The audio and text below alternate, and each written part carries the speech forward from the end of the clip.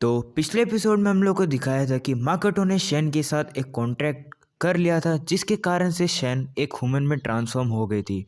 तब शेन ने बताया कि वो ह्यूमन में कैसे ट्रांसफर हुई, तो माकोटो भी जान के ये बात से हैरान हो गया था, क्योंकि वो उसकी मेमोरीज को पढ़ पा रही थी एंड जो कि वो माकोटो से वीक थी, तो उसने उसका फॉर्म ले लिया, ह्यूमन फॉर्म। तो अब जबकि माकोटो की मेमोरीज से उसने पढ़ा था, तो वो खुद को अपने आप को समुराई और वॉरियर बता रही थी। उनके टाइम पे एक शो था फ्लावर ऑफ एडो की तरह।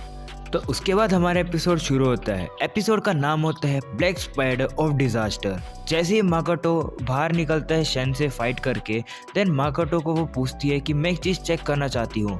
देन वो एक टाइप से एक मिस्ट्री को फॉर्म करती है एंड देन फिर माकोटो को बताती है कि एक ऐसा गेट है जिससे कि हम लोग दूसरी डायमेंशन या स्पेस में जा सकते हैं।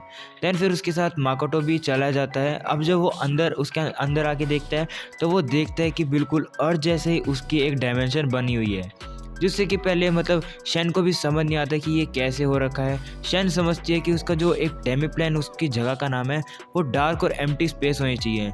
लेकिन अब जबकि कॉन्ट्रैक्ट फॉर्म हो चुका है माकोटो के साथ, माकोटो की मेमोरीज इस वर्ल्ड में आके जुड़ चुकी है, जिसके कारण से ये वर्ल्ड पूरा का पूरा अर्थ की तरह लगता है और जहाँ के जितने भी क्रिएचर वगैरह, फ्रूट वगैरह भी सभी के सभी अर्थ जैसे लगते हैं। यहाँ के सारे प्लांट्स भी माकोटो को रियलाइज़ होता है कि ये सेम टू सेम अर्थ की तरह है। तो माकोटो को ये बात समझ आती है कि डेमी प्लान में सिर्फ और सिर्फ शेन की मिस से ही आया जा सकता है, जिसके कारण से अगर वो इस डेमी प्लान में रहेगा तो गॉडेस उल को बिल्कुल भी परेशान नहीं कर पाएगी। और माकोटो सोचता है कि यहाँ पर अगर वो सिटी बनाकर रहेगा तो भी उसको गॉडेस कोई भी परेशान नहीं करेगी। देन उसके बाद वो शेन से पूछते हैं जो और के सेक्रीफाइसेस वगैरह हो रहे थे, तो क्या तुम्हारा काम था। देन शेन उसको मना कर देता है एंड देन फिर माकोटो पूछता है कि हम लोग विलेज में वापस चलते हैं। देन माकोटो डेमी प्लेन से बाहर आता है, तब उसको आवाज़ सुनाई देती है एमा की। एमा उससे बोलती है कि प्लीज़ शेन से तुम फाइट मत करो, शेन काफ़ी ज़्यादा खतरनाक है, तुम्हें मार भी सकती है।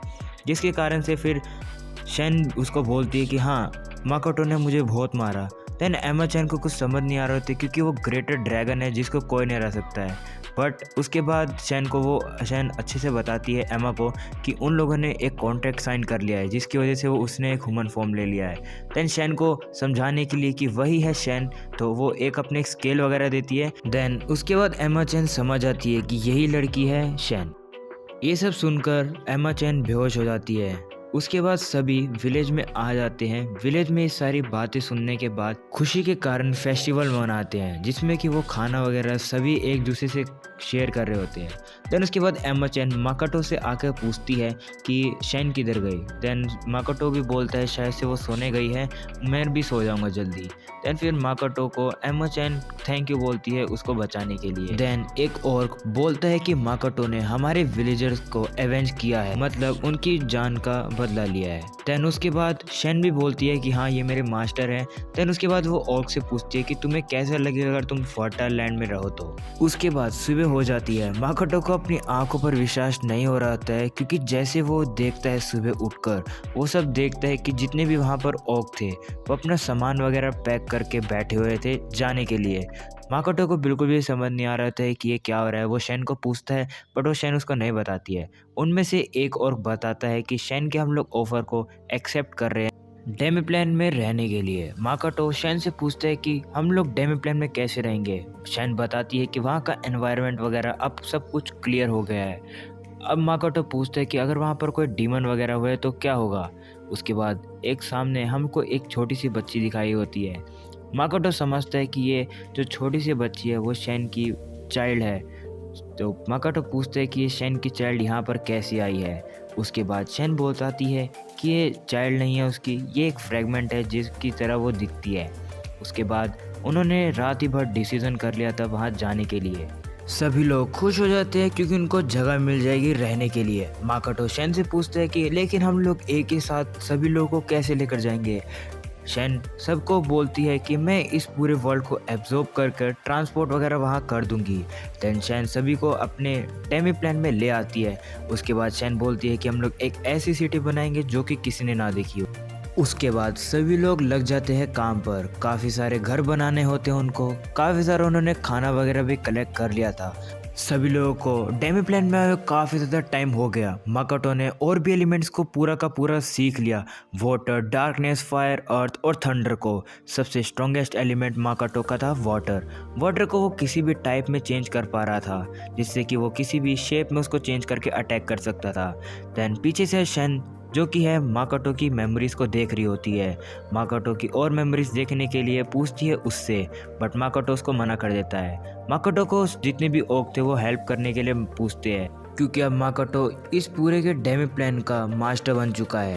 माकोटो शेन को बोलता है कि अब मैं यहाँ का पूरा मास्टर हो गया हूँ, तो मैं अब तुम्हें जो कि मेरी मेमोरीज है मैं तुम्हें उसको नहीं पढ़ने दूंगा। शेन भी उसको काफ़ी ज़्यादा परेशान कर देती है माकोटो को।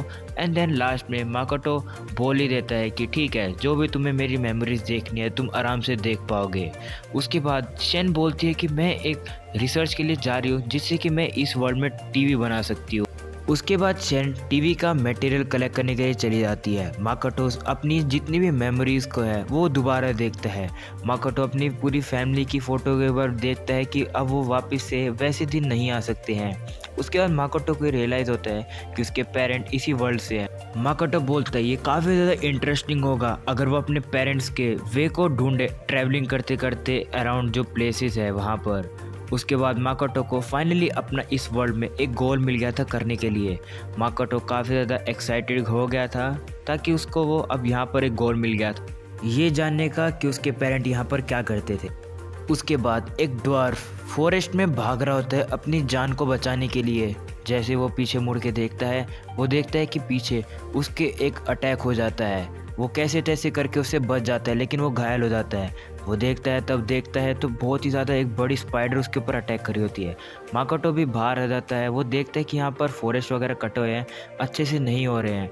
उसके बाद वो ओक से बात करता है और उनको बताते हैं कि हमें एक पेड़ काटने में काफ़ी ज़्यादा मुश्किल हो रही है। देन माकोटो उनको बोलते हैं कि मैं तुम्हारी हेल्प करूंगा। माकोटो अपनी पावर का यूज़ करके पेड़ को बिल्कुल आराम से काट देता है, जैसे कि कुछ भी नहीं हो। उसके बाद जितने भी वहाँ और खड़े थे वो डर जाते हैं इसकी पावर को देखकर। उसके बाद एक और उनमें से सामने आकर माकोटो को बोलता है कि उसके हाथ में चोट लग गई है। उसके बाद माकोटो एक अपना हीलिंग सर्कल को ऑन करता है और के हाथ को वो हील कर देता है। माकोटो को ये रियलाइज़ होता है कि ये पावर तो जो उसको गॉड ने स्टार्टिंग में दी थी वही है। माकोटो यही पावर को अपने हाथ के ऊपर यूज़ करने का ट्राई करता है, बट वो अपने आप को हील नहीं कर पाता है। फिर माकोटो अपने हाथ पर एक कपड़ा बांध लेता है, जिसके कारण उसका जो खून है वो रुक जाए। माकोटो का आवाज़ आती है, वो पीछे मुड़ के जब देखता है तो उसके बाद शेन खड़ी होती है एक ड्वार्फ को लेकर। उसके बाद फिर माकोटो पूछता है कि ये कौन है, ये क्या हो रहा है। उसके बाद माकोटो को बताती है कि अपने डेमी प्लान में अटैक हो गया है। माकोटो इस बात से काफ़ी ज़्यादा डर जाता है और माकोटो की खून की स्मेल से वो सूंघकर वो काफ़ी जल्दी आने वाली है। पीछे से आवाज़ आती है। माकोटो जैसे ही देखता है, पीछे से स्पाइडर उसके ऊपर अटैक कर देती है। माकोटो पूछता है क्या तुम इसको नहीं हरा सकती। माकोटो को शेन बोलती कि मैं नहीं हरा सकती। वो स्पाइडर माकोटो के ऊपर अटैक करने लग जाती है। एक ड्वार्फ है, वो बताता है कि ये है black spider of the disaster. Makoto के ऊपर ये क्रिएचर काफ़ी ज़्यादा अटैक करने लग गया और बता रहा था ड्वार्फ कि ये काफ़ी ज़्यादा भूखी है, ये बिना किसी को मारे यहाँ से जाएगी नहीं। माकोटो इस स्पाइडर से फाइट करने के लिए रेडी हो जाता है। माकोटो सोचता है कि ये एक बग है, तो वो फायर को यूज़ करेगा जब, क्योंकि इसके लिए ये वीक होगा। उसके बाद माकोटो अपने जो नाइफ है वो उसको बाहर निकाल के उसकी एक लेग को काट देता है। माकोटो अपनी ब्लेड में फायर की पावर लगाता है और उसके ऊपर अटैक करता है, बट पीछे से ही स्पाइडर ने उसके ऊपर जाल फेंक दिया। उसके बाद वो माकोटो देखता है कि जो उसकी लेग उसने काटी थी वो रीजनरेट हो गई। बट उसके बाद माकोटो उसके ऊपर और फायर के अटैक करने लग जाता है। वो अपना एक बो भी बनाता है फायर का और उसके ऊपर इतना ज़ोर से अटैक करता है कि स्पाइडर का पूरे के पूरे लेग्स कट जाते हैं। बाद में माकोटो को रियलाइज़ होता है कि इतनी जल्दी वो हील हो जाती है कि माकोटो भी उससे फाइट नहीं कर पाता। माकोटो शेन से पूछते हैं कि अगर मैं इसको इतना डैमेज दूंगा तो ये यहाँ से चली नहीं जाएगी क्या। उसके बाद फिर माकोटो देखता है कि ये जो स्पाइडर है वो उसकी जितनी भी पावर्स थी वो उसको एब्जॉर्ब कर रही थी। वो स्पाइडर दोबारा से खुद को हील कर लेती है।